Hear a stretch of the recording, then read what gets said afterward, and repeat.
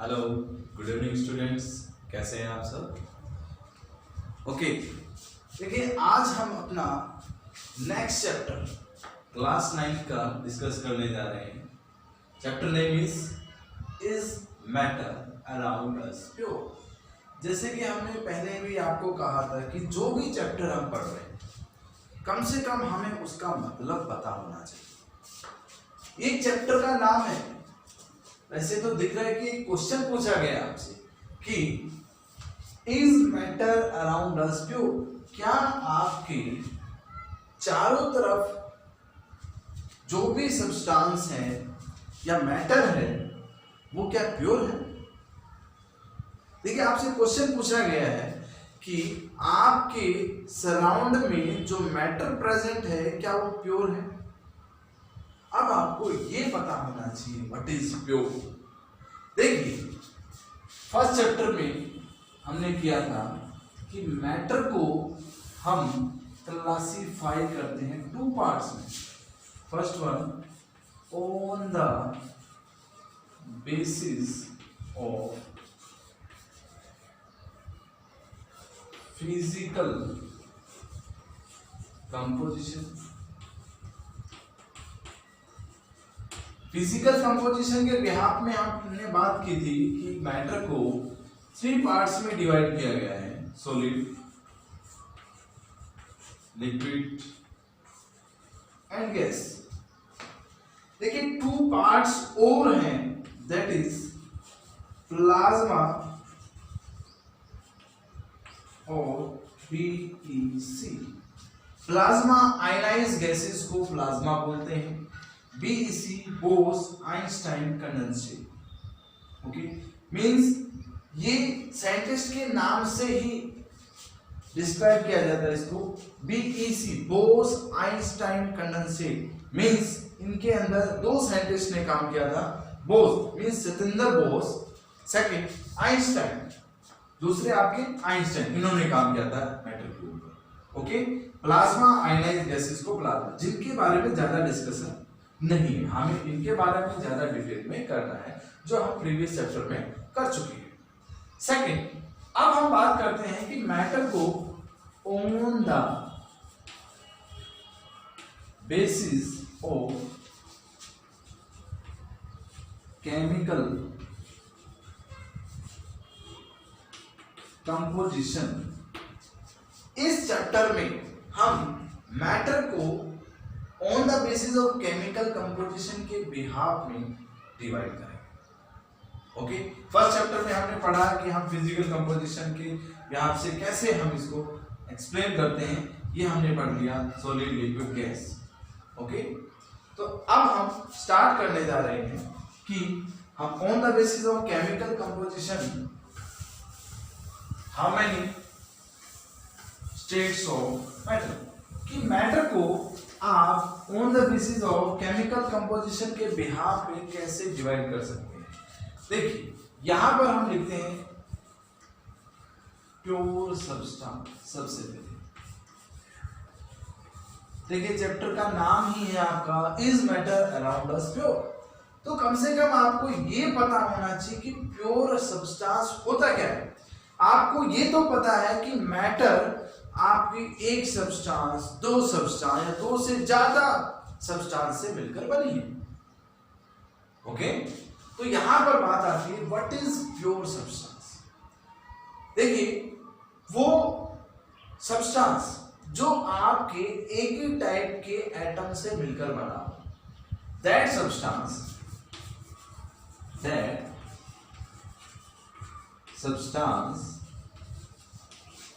which are made up of one kind of atom, जो एक तरह के एटम से मिलकर बना हो, एक तरह के एलिमेंट से मिलकर बना हो, उस सब्सटेंस को आप क्या बोलते हैं, प्योर सब्सटेंस। सेकंड, अगर हम बात करें कि कोई चीज प्योर है तो दूसरी क्या हो सकती है, दूसरी इम्प्योर। यहां पर हम इम्प्योर सब्सटेंस की बात नहीं करेंगे, इम्प्योर की बात नहीं करेंगे, इसकी जगह आप करेंगे मिक्सचर की बात। मिक्सचर में क्या होगा, देखिए मिक्सचर में ये होगा मिक्स मीन्स मिक्स, कई चीजों का मेल। जिस सब्सटेंस के अंदर एक या एक से ज्यादा, दो या दो से ज्यादा एटम आपके प्रेजेंट हो इन एनी रेशो, उनको आप क्या बोलते हैं, मिक्सचर। कई केसेस में सेम रेशो भी हो जाता है, वो भी मिक्सचर हो जाता है। तो देखिएगा अब हम बात करते हैं मिक्सचर। मिक्सचर आपके क्या होते हैं, दो तरह के, एक होते हैं होमोजीनियस, एक होते हैं आपके हेटेरोजीनियस। देखिए बेटा, होमो का मतलब होता है सेम, जीनियस का मतलब होता है पार्ट, हेटेरो का मतलब होता है डिफरेंट, जीनियस का मतलब होता है पार्ट। आज हम जस्ट इंट्रोडक्शन करेंगे इनका, नेक्स्ट क्लास में और डिटेल में इनको बताएंगे, क्योंकि आपका चैप्टर नया है, थोड़ा सा इंट्रोडक्शन इसका होना चाहिए। प्योर सब्सटेंस का मतलब आपको पता चला कि कौन सा सब्सटेंस होता है pure, that substance which are made up of only one kind of atom, जो एक ही तरह के एटम से मिलकर बना हो, और जो डिफरेंट काइंड ऑफ एटम से मिलकर बना हो इन एनी रेशियो, उसको आप क्या बोल देते हैं, मिक्सचर। और मिक्सचर आपके दो टाइप के होते हैं, होमोजेनियस और हेटेरोजेनियस। यहां पर आपके जो प्योर सब्सटेंस है वो भी आप उसकी भी टाइप्स है। देखिए प्योर सब्सटेंस है आपका एक एलिमेंट और एक होता है कंपाउंड। एलिमेंट क्या होता है और कंपाउंड क्या होता है, और एक वर्ड और आता है बेटा, दैट इज मॉलिक्यूल। देखिए इनके बारे में डिस्कस करते हैं।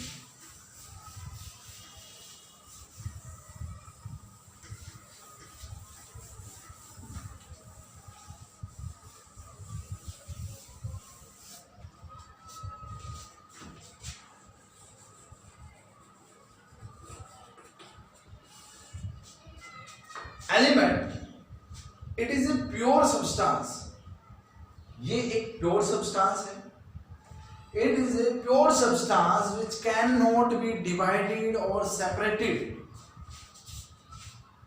बाय एनी फिजिकल मेथड, जिसको आप किसी फिजिकल मेथड से सेपरेट नहीं कर सकते, केमिकल मेथड से भी सेपरेट नहीं कर सकते, उसको आप क्या बोलते हैं, एलिमेंट। जैसे कि एग्जांपल ले लेते हैं H2, H2 को आपने अलग कर दिया, क्या मिलेगा, H और H, this is the atom of hydrogen, atom of hydrogen. क्या कुछ अलग हुआ, ये हाइड्रोजन एलिमेंट के ही तो एटम है, ये भी हाइड्रोजन एलिमेंट के atom. Next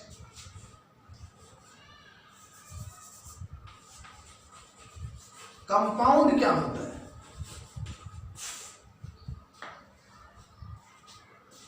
different kind of element combined to form compound। देखिए बेटा, आपके जो डिफरेंट टाइप के एलिमेंट्स होते हैं वो जब आपस में कंबाइन हो जाए और कंबाइन होकर एक रिजल्ट बनाए, तो उसको आप क्या बोलते हैं, कंपाउंड। एग्जांपल देते हैं, हाइड्रोजन एक एलिमेंट है, ऑक्सीजन भी एक एलिमेंट है, दोनों ने कंबाइन होकर क्या बना दिया, एक चीज को बैलेंस कर देते हैं। देखिए हाइड्रोजन एक एलिमेंट है, ऑक्सीजन भी एक एलिमेंट है, और वाटर एक कंपाउंड बना। नोट में एक चीज याद रखना बेटा, एक compound can be A molecule, कोई भी कंपाउंड होगा वो आपका मॉलिक्यूल हो सकता है, but A molecule can not B A compound.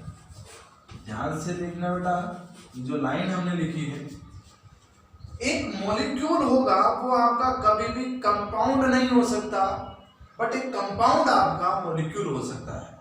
अब देखिए, आपको ये तो पता चल गया कि कंपाउंड होता क्या है। Different kind of element combine to form a compound. यहां देखा आपने, हाइड्रोजन एक अलग एलिमेंट है, ऑक्सीजन एक अलग एलिमेंट है, दोनों आपस में कंबाइन हो रही हैं, रिजल्ट में क्या बना रही हैं, ये एक बना है कंपाउंड। यहां पर आपने देखा ये वाटर एक कंपाउंड बन चुका है, बट आप ये देखिए एक डिजिट भी लगी हुई है यहां पर, दैट इज 2। इसका मतलब ये है, हमने लाइन में लिखा है compound can be A molecule. जब भी किसी कंपाउंड के आगे कोई भी डिजिट लिखी हो तो उसका मतलब ये होता है कि this is the number of molecules, कि कंपाउंड कैन बी मॉलिक्यूल। यहां पर वाटर के 2 मॉलिक्यूल्स प्रेजेंट है। ओके, इस लाइन को याद रखना बेटा, नोट करो। ए compound can be A molecule, कोई भी कंपाउंड आपका एक मॉलिक्यूल हो सकता है, but A molecule can not B A compound. एक एग्जांपल देखते हैं, यहां पर लिख देते हैं molecule,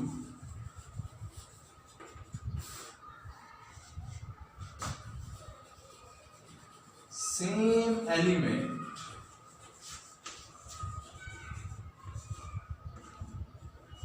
combine to form a molecule। कि आपके सेम एलिमेंट या एटम भी लिख सकते हो आप।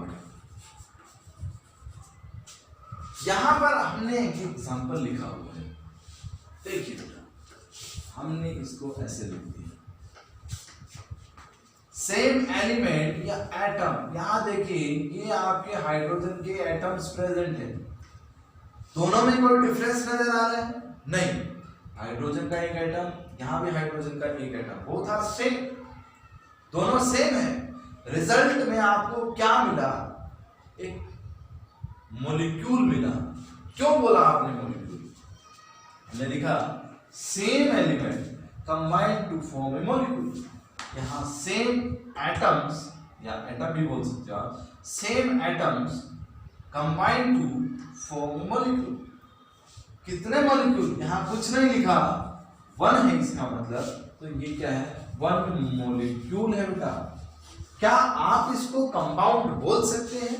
नहीं बोल सकते, हमने नोट में लिखा है, but A molecule can not B A compound. एक मॉलिक्यूल आपका कभी भी कंपाउंड नहीं हो सकता। ध्यान से देखना बेटा इस लाइन को, एक मोस्ट इंपोर्टेंट लाइन है। Note, A compound can be A molecule. आपका एक कंपाउंड मॉलिक्यूल हो सकता है, बट एक मॉलिक्यूल कभी भी कंपाउंड नहीं हो सकता। देखिए क्यों नहीं हो सकता? एक element same atom combine to form a molecule. यहां पर देखिए, आपका सेम एटम से हाइड्रोजन एटम एलिमेंट बना है, तो आपने नोटिस किया क्या यहां पर कोई डिफरेंट एलिमेंट है? नहीं है, क्योंकि डिफरेंट एलिमेंट होते तो आपका कंपाउंड बनता। ओके बेटा, तो ये चीज है। अब बात ये आती है, क्वेश्चन अराइज होता है कि प्योर सब्सटेंस, हमने पढ़ा था कि प्योर सब्सटेंस होता क्या है, कि सेम एलिमेंट से मिलकर जो बना हो, जो सब्सटेंस सेम एटम से मिलकर बना हो, उसको आप क्या बोलते हैं? Pure substance. तो इसमें आपका कंपाउंड प्योर सब्सटेंस कैसे है? ध्यान रखिएगा बेटा कि प्योर सब्सटेंस में आपने क्या लिखा था? प्योर सब्सटेंस के 2 टाइप्स लिखे थे। First one is element. Element का हमें पता लग गया कि एलिमेंट क्या होते हैं। कि जो एक ही काइंड के एटम से मिलकर बने हों उनको आप एलिमेंट बोल देंगे, जिनको आप केमिकल फिजिकल मेथड से सेपरेट नहीं कर सकते। Second one is compound. Compound तो डिफरेंट काइंड ऑफ एलिमेंट से मिलकर बने होते हैं, वो प्योर सब्सटेंस कैसे है? क्वेश्चन अराइज हुआ बेटा कि कंपाउंड आपके प्योर सब्सटेंस कैसे हैं? तो देखिए यहां पर हाइड्रोजन ऑक्सीजन किस रेशो में प्रेजेंट है? हाइड्रोजन का एटॉमिक नंबर कितना होता है बेटा? 1। तो यहां पर देखिए आप इसको यहां कर लीजिए इंटू 1 इंटू में 2 कितना हुआ? हाइड्रोजन हो गए आपकी 4। सेकंड देखते हैं रेशो इसकी। ऑक्सीजन का एटॉमिक नंबर होता है 16। आप ये देखिए, सॉरी एटॉमिक मास की बात करेंगे। हाइड्रोजन का एटॉमिक मास होता है 1 मल्टीप्लाई किया 2 इंटू 1 इंटू में 2 4 हो गया। ऑक्सीजन यहाँ पर 16 आपने लिया, ओके टोटल कितना हो गया? 32। रिएक्टेंट की साइड में हाइड्रोजन और ऑक्सीजन की रेशियो क्या आ रही है? 4:32। आप क्या कर देंगे? आपने इसको रेशियो में कन्वर्ट किया। ये देखिए 1:8 की रेशियो आ रही है आपकी। यहाँ रिजल्ट में देखिए 2H2O मींस हाइड्रोजन कितने? यहाँ पर प्रोडक्ट साइड में हाइड्रोजन आपकी 2 इंटू में 1 इंटू में 2। ऑक्सीजन को आप अलग कर दीजिए रेशियो बना के। तो यहाँ पर हाइड्रोजन की रेशियो कितनी है कि 4 हाइड्रोजन प्रेजेंस। यहाँ पर ऑक्सीजन कितने? ऑक्सीजन का एटॉमिक नंबर कितना है बेटा आपका? 16 इंटू में 2। ये 2 इसके साथ मल्टीप्लाई है बेटा, तो कितना हो जाएगा? 32। क्या आ जाएगी? 1:8। आप ये देखिए रिएक्टेंट साइड भी आपकी रेशियो 1:8 आ रही है और प्रोडक्ट साइड भी आपकी 1:8 रेशियो आ रही है। तो आपने क्या नोटिस किया कि रिएक्टेंट साइड भी इक्वल रेशियो और प्रोडक्ट साइड भी इक्वल रेशियो। तो हम इसलिए कह सकते हैं कि कंपाउंड्स भी आपके क्या हैं? प्योर सब्सटेंस है। ओके बेटा ध्यान से पढ़िएगा कि आज हमने क्या कराया? What is pure substance? Same kind of atom से मिलकर जो बनते हैं उसको आप क्या बोलते हैं? Pure substance. Pure substance having 2 types, first one is element, second one is compound.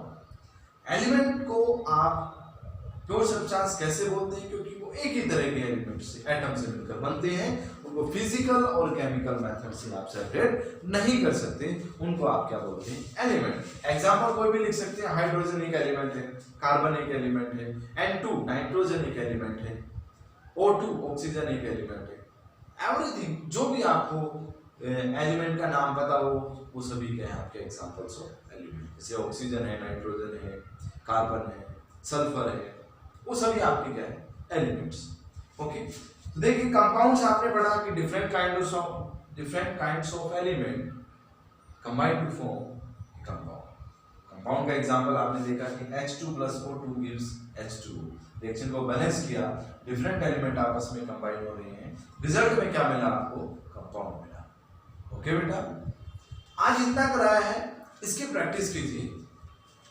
Okay बेटा आई होप आपको समझ में आ गया होगा। Thank you.